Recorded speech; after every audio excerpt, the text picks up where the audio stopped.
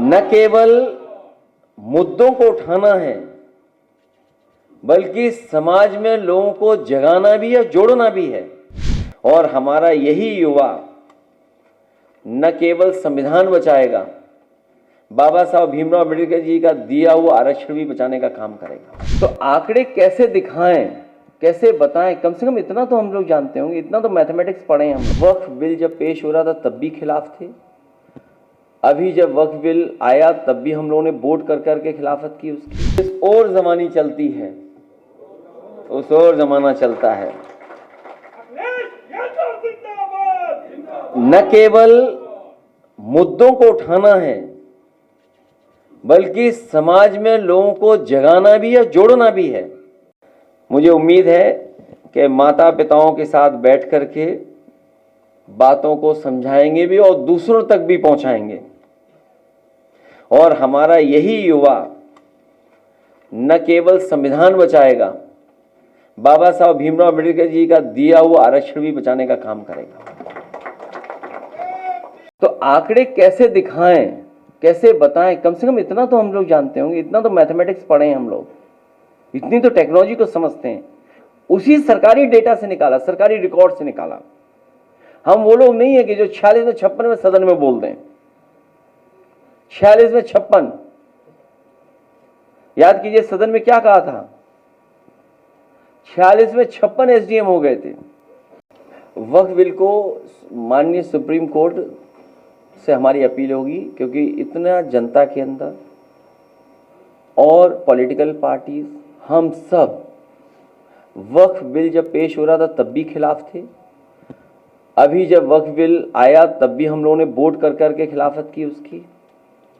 Supreme court में भी सब लोग चले गए हैं। सरकार के लोग समझाने निकले हैं, गांव घर घर मोहल्ले।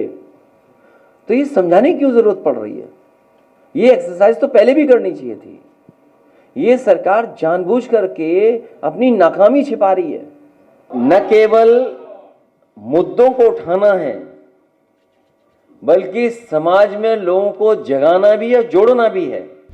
और हमारा यही युवा न केवल संविधान बचाएगा, बाबा साहब भीमराव अम्बेडकर जी का दिया हुआ आरक्षण भी बचाने का काम करेगा। तो आंकड़े कैसे दिखाएं, कैसे बताएं, कम से कम इतना तो हम लोग जानते होंगे, इतना तो मैथमेटिक्स पढ़े हैं हम। वक्फ बिल जब पेश हो रहा था तब भी खिलाफ थे, अभी जब वक्फ बिल आया तब भी हम लोगों ने वोट कर करके खिलाफत की उसकी। इस और जमानी चलती है, उस और जमाना चलता है।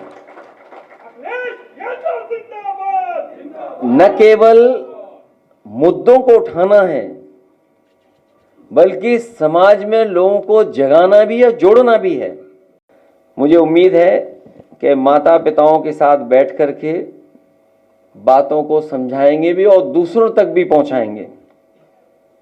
और हमारा यही युवा न केवल संविधान बचाएगा, बाबा साहब भीमराव अम्बेडकर जी का दिया हुआ आरक्षण भी बचाने का काम करेगा। तो आंकड़े कैसे दिखाएं, कैसे बताएं, कम से कम इतना तो हम लोग जानते होंगे, इतना तो मैथमेटिक्स पढ़े हैं हम लोग, इतनी तो टेक्नोलॉजी को समझते हैं। उसी सरकारी डेटा से निकाला, सरकारी रिकॉर्ड से निकाला। हम वो लोग नहीं है कि जो 46 में 56 में सदन में बोल दें। 46 में 56, याद कीजिए सदन में क्या कहा था, 46 में 56 एसडीएम हो गए थे।